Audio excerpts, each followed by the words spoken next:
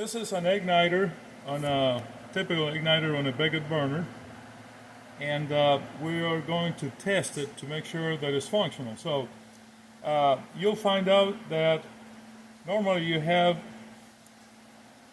6 wires. You have the black, which will be negative, and we're connecting to a battery temporarily to the negative terminal. The blue and white striped wire, which is the positive, then we're going to connect it to the positive terminal. And then in addition, you may or may not have a cadmium cell operation. The function of the photocell is to cut off the burner, the igniter, once the burner starts. Okay. Okay, so in order to test it, we're in broad daylight. The cadmium cell detects the light, so it may not work. So what we'll do is we'll temporarily unplug it just to confirm that the igniter does work on its own. So what we do is we get a well-insulated screwdriver, and I can't stress enough on that because there are 10,000 volts across these terminals at 21 milliamps. That's a lot of current, for that type of voltage. So we're going to go ahead and connect to the positive terminal, and we can see a very healthy spark is established between those. This is well, it is brand new, but that's basically what you should be getting. You can ignite paper with it. So now we want to check the photocell. So what we'll do is now we'll reinsert the photocell in its socket. Simply just push it back in. And now, I don't know if we have not enough light. We'll find out. Okay. Oh, it cut off. Okay. Okay. Let me disconnect it. Yeah, there's enough. What happens is initially it will produce a spark for a few seconds because it has a time delay. Okay.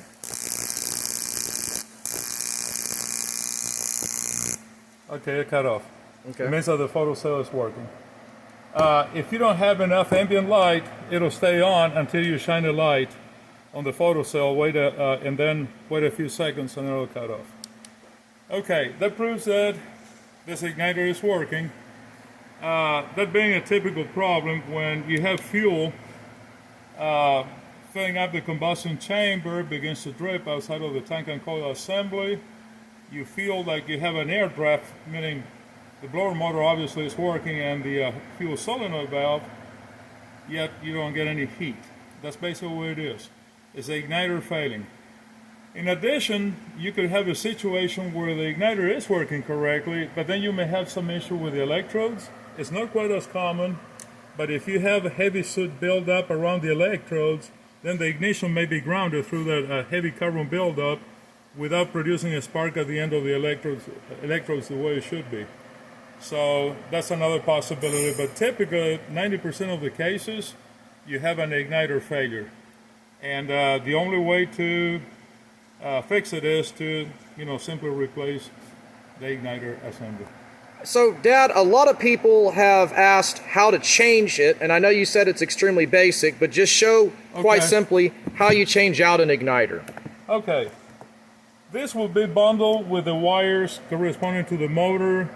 So, and the fuel solenoid valve, there will be 2 black wires typically, one from the motor, the one from the igniter, and the white wire from your fuel solenoid valve.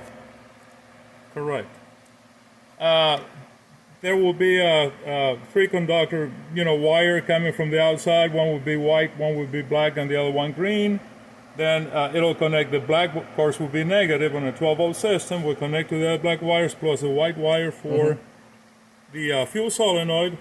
Then you'll have the red or brownish red wire which is a positive for the blower motor, and the white with blue with white striped wire coming off the igniter, which is also positive. And then you'll have separately, you have a purple wire from your fuel solenoid connecting to a green wire. The green wire in that case is not a ground like on a 120 volt system. All it is a third wire to provide a signal to the fuel solenoid valve. The fuel solenoid wants the flow switch or pressure switch call in for heat. That is typical when you press the trigger gun. So, and then what you do is, typically this is closed like this, you loosen these terminals, these screws, to free these tabs, which hold this closed. When you open up, then you go ahead and get a Phillips, remove this two screws. So, yeah, that's it. Okay. Extremely simple. Extremely simple. Basically, you take off these 2 bolts. Okay. Screws. Okay, sorry. You're so technical. All right. Well, that's Fred Raimondo with rwashers at washmart.com. Thank you for watching the video. Please subscribe to our YouTube channel and send us an email at rwashers@gmail.com. Thank you, and thank you for shopping at Washmart.